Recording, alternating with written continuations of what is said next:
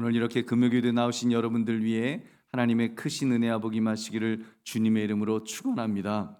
오늘 여러분과 함께 나눌 말씀은 믿음의 사람이 가져야 될 마음, 믿음의 사람이 가져야 될 마음이란 제목으로 함께 은혜를 나누려고 합니다.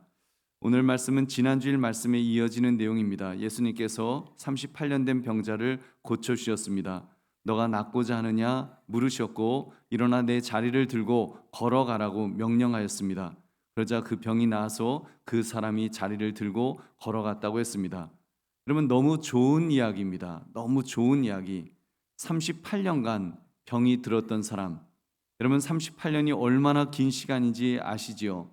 여러분, 이 사람이 제 나이라고 한다면 22살쯤, 저희 집 막내 아들보다도 더 어린 나이에 병이 들었다는 것입니다. 그런 사람이 병이 나았으니까 얼마나 기뻤을까요? 여러분, 뛸 듯이 기뻤을 것입니다. 모든 사람이 그 병자를 알고 있던 사람들은 막 축하하면서 축복하면서 정말 너무 좋은 일이라고, 너무 경사라고 기뻐하고 즐거워했을 것입니다. 근데 문제는 그 좋은 일에서 시작되었습니다. 좋은 일이었음에도 불구하고 지금 사람들의 얼굴이 굳어 있었습니다. 좋아하기는커녕 붕괴했고 서슬이 시퍼래서 예수님을 죽이려고 할 정도로 예수님을 비난했던 것입니다. 도대체 무슨 일 때문일까요? 오늘 말씀, 믿음의 사람이 가져야 할 마음이란 제목을 가지고 나의 마음의 자세와 또 삶의 태도를 점검하시는 이 밤이 되시기를 주님의 이름으로 축원합니다. 여러분, 38년 된 병자가 하나님의 권능으로 나았는데 이것을 신앙으로 바라보지 못하고 종교적으로 바라보는 사람들이 있었기 때문입니다. 그러니까 신앙인이 아니라 종교인들이 있었다는 말입니다. 종교인들. 여러분, 제가 종교인들이라고 말하는 사람들은 본문에 나오는 유대인들을 가리킵니다. 그들을 신앙인이 아닌 종교인이라고 이렇게 분류하는 이유는 그들에게는 영원한 생명이 없었기 때문입니다. 그들에게는 생명이라는 것이 존재하지 않았습니다. 여러분, 그 생명이 없다는 말은 다시 말하면 하나님이 없다는 말이죠. 오직 율법주의에 빠져서 규범과 규례, 의식과 의례만이 최고의 가치로 그렇게 여겼던 사람들입니다.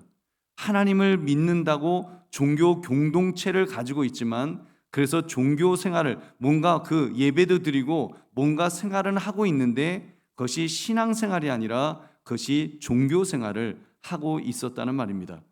그러니까 하나님을 믿기 위해 율법을 지키는 것이 아니라 율법을 지키기 위해서 율법을 지키는 생명을 잃은 죽은 믿음, 껍데기만 남은 믿음, 종교 생활을 하고 있었던 것입니다. 그러니 그런 사람들이 전능하신 하나님의 능력인들 인정하려고 들었겠습니까? 자기들 눈으로 그리스도의 놀라운 생명의 능력을 보았음에도 인정하려고 들지 않았습니다. 애써서 주님의 능력을 보려 하지 않고 주님께서 범하신 것으로 보이는 율법만을 들먹거렸던 것입니다. 여러분, 이런 사람들은 사랑과 선에 대해서 눈이 먼 사람들이었습니다. 사랑, 선 그런 거 없습니다. 죽은 종교는 사랑과 선에 대해 눈먼 종교입니다.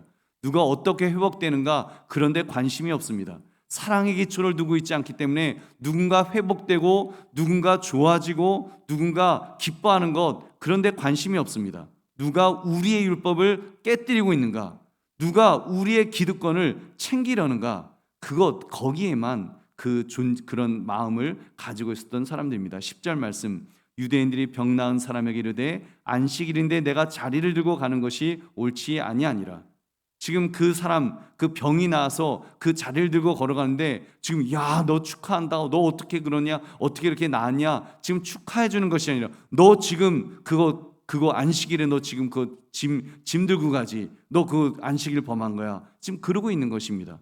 우리 보배로운 성도님들, 우리는 오늘 말씀을 통해서 믿음의 본질을 보는 눈을 가져야 합니다.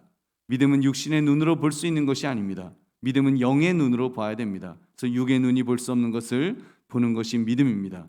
그런 눈을 가지시기를 주님의 이름으로 축원합니다. 여러분이 그러기 위해서 첫째, 예수님의 마음을 읽을 줄 알아야 됩니다. 예수님의 마음. 예수님께서 우리들을 향해서 어떤 마음을 가지고 있으십니까? 가장 대표적인 성경 구절이 있다면 요한복음 3장 16절일 것입니다. 우리 같이 읽겠습니다. 시작. 하나님이 세상을 이처럼 사랑하사 독생자를 주셨으니 이는 그를 믿는 자마다 멸망하지 않고 영생을 얻게 하려 하심이라. 아멘. 여러분, 하나님의 사랑, 하나님께서는 우리를 너무너무 사랑하신다. 여러분, 독생자를 이 땅에 보내실 정도로, 그 독생자를 대신 죽게 하실 정도로 우리를 살리시기 원하셨고 영생을 얻는 존재가 되기를 원하셨다. 그런 사랑이 그 하나님이 가지고 계시다. 그것을 성경은 말씀합니다. 여러분, 저는 아무리 북한의 동포를 사랑해도 저희 친척들, 저희 가족들이 북한에 있다고 하는데도 저는 제 아들을 그곳에 보낼 마음이 없습니다. 더구나 북한에 들어갔다가 체포되고 고문을 당하고 총사령을 당하기로 계획이 되어 있다? 그러면 저는 절대로 안 보낼 겁니다. 전 제가 아무리 믿음이 좋아도 아마 그거 못할 것 같아요. 여러분, 모르겠어요. 하나님이 정말로 하라고 하시면 모르지만 아무튼 지금 마음은 못합니다. 지금 마음은 싫습니다. 여러분, 솔직히 북한 동포를 그만큼은 사랑하지 않으니까요. 여러분, 하나님은 우리를 사랑하셨습니다. 아들을 죽이시기까지. 그리고 당사자이신 예수님은 그 십자가에서 피를 흘려 죽으시기까지 그렇게 사랑을 주셨습니다.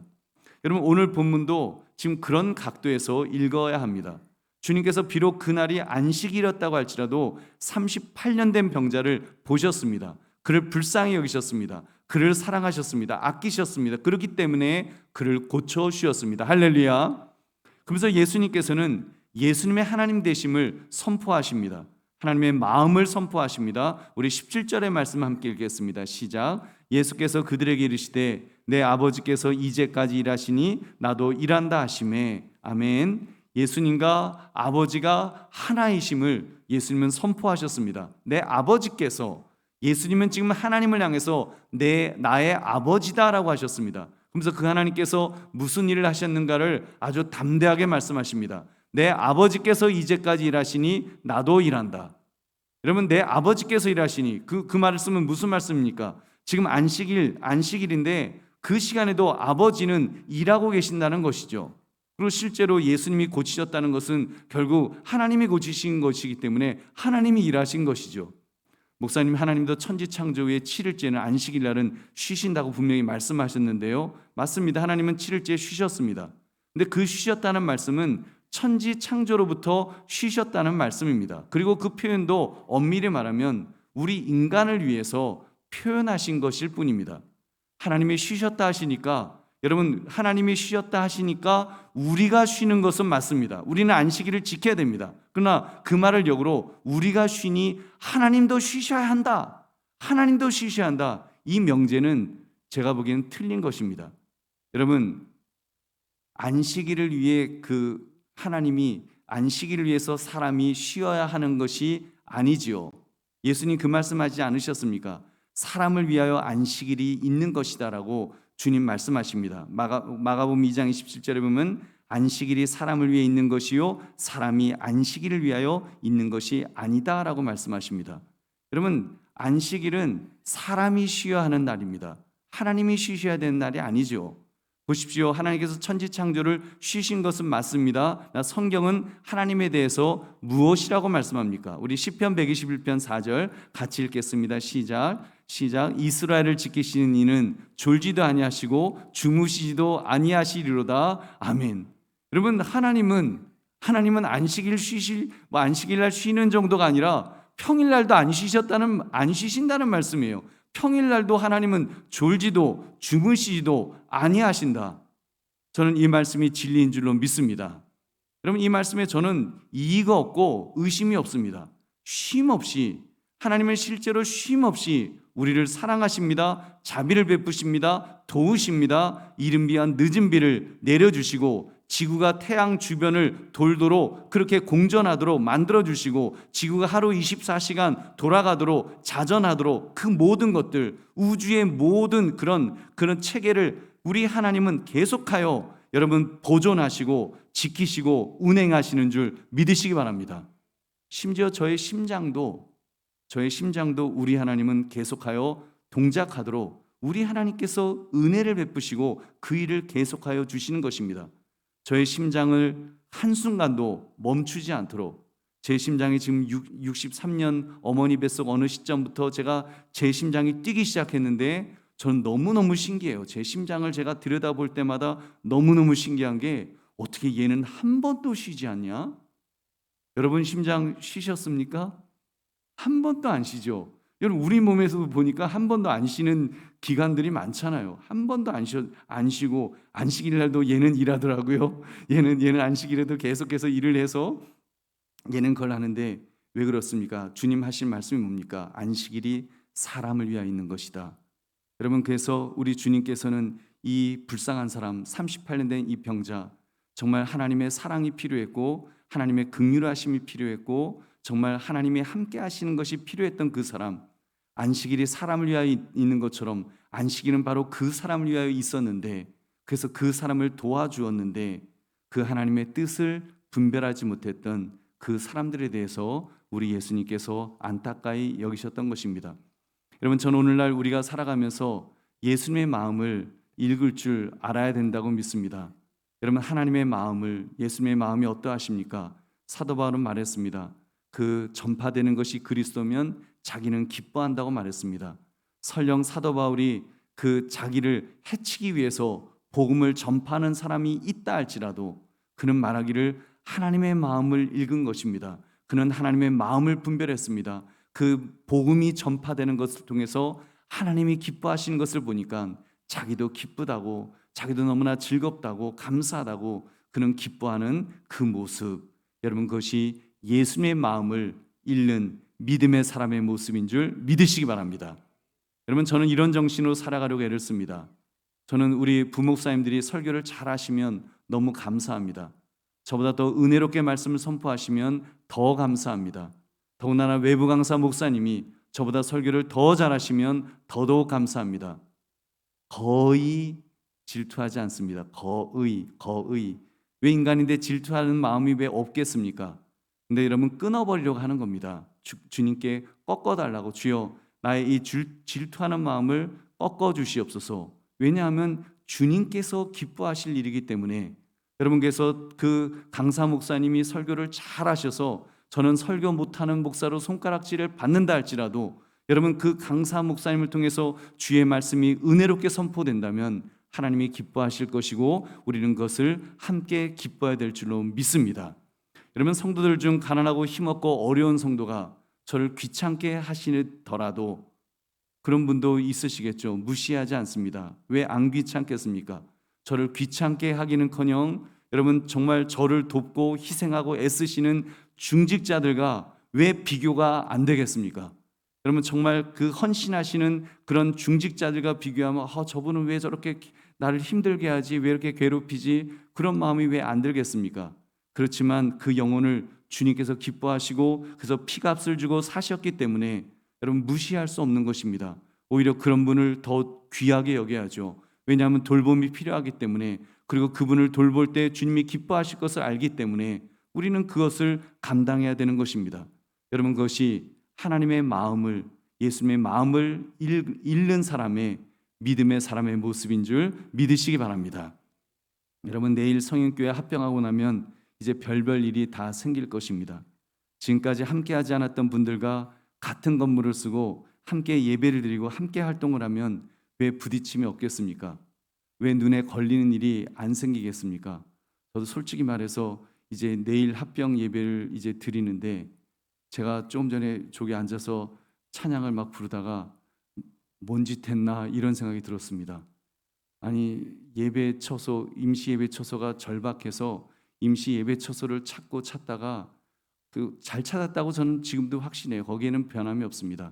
다른 교회들은 전부 그 신학교 강단밖에 빌릴 수 없는데 우리는 교회를 우리는 찾아서 교회에서 지금처럼 계속하여 예배하며 우리는 하나님을 찬양할 수 있고 또 거기서 부흥을 꿈꿀 수 있기 때문에 잘 했다고 하나님이 그렇게 이끌으셨다고 믿으면서도 인간적인 마음이 들었어요.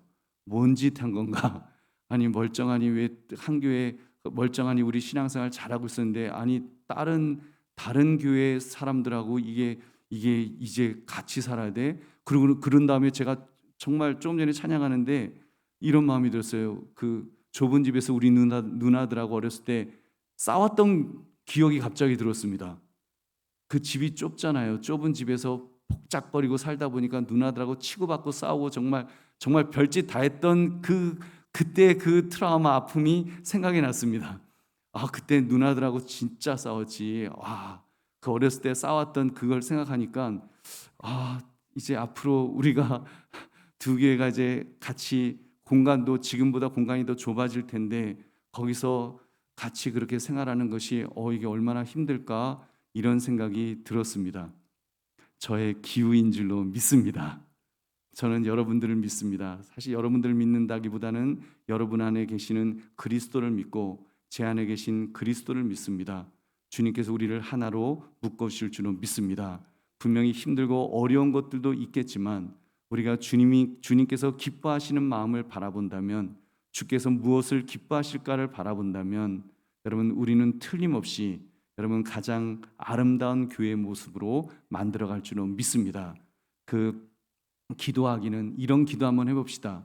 우리가 정말 교회를 다 건축하고 그 다음에 두 교회가 건실한 교회가 돼서 지금보다 정말 배가 되는 그런 교회가 되어서 이제 그 성인교회도 세우고 우리 한강교회도 정말 지금보다 배 이상이 된 그런 교회가 되어서 우리가 한강교회 멋진 교회에 이렇게 들어와서 우리가 신앙생활 할 때 그때 정말 우리가 간증할 수 있는 하나님이 하셨다고, 하나님을 기쁘시게 하는 일을 할 때 하나님이 하셨다라고 우리 간증할 수 있는 그런 교회를 만드시기를 주님의 이름으로 축원합니다. 여러분, 그러면 언제나 예수님의 마음을 우리 먼저 읽을 수 있는 여러분, 저와 여러분 되시기를 주님의 이름으로 축원합니다. 두 번째, 그 예수 그리스도의 권위를 인정하며 우리 살아야 합니다. 우리 17절 18절을 함께 읽겠습니다. 시작. 예수께서 그들에게 이르시되 내 아버지께서 이제까지 일하시니 나도 일한다 하시매 유대인들이 이로 말미암아 더욱 예수를 죽이고자 하니 이는 안식일을 범할 뿐만 아니라 하나님을 자기의 친아버지라 하여 자기를 하나님과 동등으로 삼으심이로라. 아멘. 예수님께서는 하나님을 향해 아버지라고 선포하였습니다. 이 말은 예수님께서 하나님의 아들이시라는 것이죠. 하나님이심을 선포하셨던 것입니다. 근데 여러분, 유대인들, 종교인들은 어떻게 반응했습니까? 종교인들, 이들의 반응, 이들은 순종하지 않았습니다. 주님으로 인정하지 않았습니다. 그리고 주님을 죽이려고 하였습니다. 여러분, 얼마나 강팍한 그런 인간의 모습입니까? 여러분, 이때 우리 믿음의 사람의 반응은, 여러분, 우리는 믿음의 사람이니까, 우리는 종교인이 아니고 우리는 신앙인이기 때문에, 우리는 하나님을 믿는 사람이기 때문에 여러분, 우리의 반응은 그리스도의 권위를 인정해야 될 줄로 믿습니다. 그 말은 나를 내려놓아야 합니다. 나의 감정, 나의 판단, 나의 생각 모두 내려놓아야 됩니다. 여러분, 정말 내가 좀 불편할 수 있습니다. 내가 좀 답답할 수 있습니다. 때로는 여러분 정말 내 마음속에 여러 가지로 복잡한 마음도 생길 수가 있습니다. 여러분, 그럴 때 그 모든 것들을 인정할 줄 알아야 됩니다.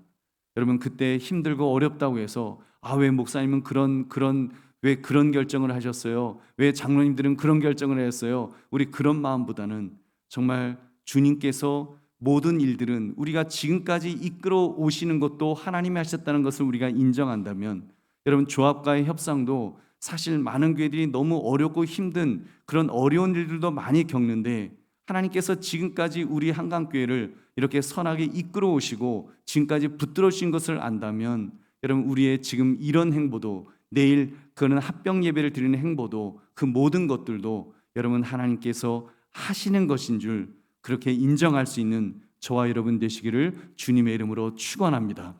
우리 그렇게 믿고 갑시다. 그렇게 믿고 갑시다. 여러분, 그렇잖아요. 그렇지 않으면 우리 어떻게 가겠습니까? 인간적으로는 불안하죠. 인간적으로는 힘들죠. 그렇지만 여러분, 우리가 바라볼 수 있는 것은 예수 그리스도밖에 없지 않습니까?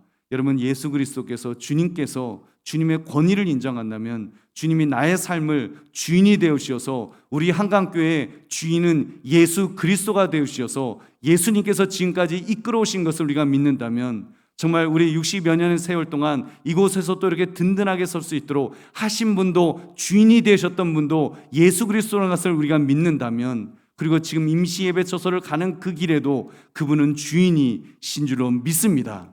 우리가 그것을 인정합시다. 그것을 인정하면, 주인이 이끌어 가신다고 믿는다면 제가 기도하고 우리 장님들이 기도하고 함께 성도들이 함께 기도하면서 우리가 여기까지 왔다면 여러분 여기까지 온 이 길에 여러분 주인은 우리 주 예수 그리스도이신 줄로 믿습니다. 그 주님께서 지금까지 이끌어 오신 줄로 믿습니다. 그리고 앞으로도 이끌어실 줄로 믿습니다. 여러분 그렇게 우리 바라보시는 저와 여러분 되시기를 주님의 이름으로 축원합니다. 그러면 무조건 복종할 수 있습니다. 우리는 오늘 이 본문을 통해서 안식일 문제에만 우리 국한하지 말자는 것입니다. 그 너머에 예수님을 대하였던 종교인들의 모습을 보면서 우리 정말 경계해야 됩니다. 그들은 주님의 권위를 인정하지 않았다는 것들 그거 바라보면서 주님, 나는 주님 앞에 엎드리기를 원합니다. 우리는 주님 앞에 엎드리기를 원합니다. 우리 한강교회는 다른 것보다도 정말 나의 어떤 인간적인 생각, 어떤 사람의 생각이 나려고 할 때마다 정말 주님 앞에 엎드릴 수 있는, 주님 앞에 엎드릴 수 있는, 주여 주님께서 우리의 주인이시니까 주님 우리가 엎드리기를 원합니다. 주님 이곳에서 주님이 기뻐하신 일을 감당하기를 원합니다. 주님 붙들어 달라고 우리가 그렇게 기도합시다. 주님을 영화롭게 할 수 있는 방법으로 그렇게 엎드립시다. 그리고 무엇보다도 주님께서 원하시는 일에 우리 무조건 복종합시다. 싫어도 복종합시다. 마음에 안 들어도 복종합시다. 여러분 주님이 기뻐하신 일이면 우리 무조건 복종할 때 주께서 우리와 함께 하실 줄은 믿습니다. 그러면 언제나 우리 주님의 권위를 인정하며 우리 그 앞에 복종할 수 있는, 여러분 저도 주님 앞에 복종하고 우리 장님들도 주님 앞에 복종하고 우리 권사님들도 주님 앞에 복종하고 집사님들도 청년들도 우리 모든 성도님들이 주님 앞에 복종할 수 있는 저와 여러분 되시기를 주님의 이름으로 축원합니다. 이제 말씀을 맺습니다. 믿음의 사람이 가져야 될 마음, 여러분 다른 것 아닙니다. 주인의 자리를 내어드립시다. 내가 주인이 아니라 주님께서 주인 되도록 주님께 다 내어드립시다.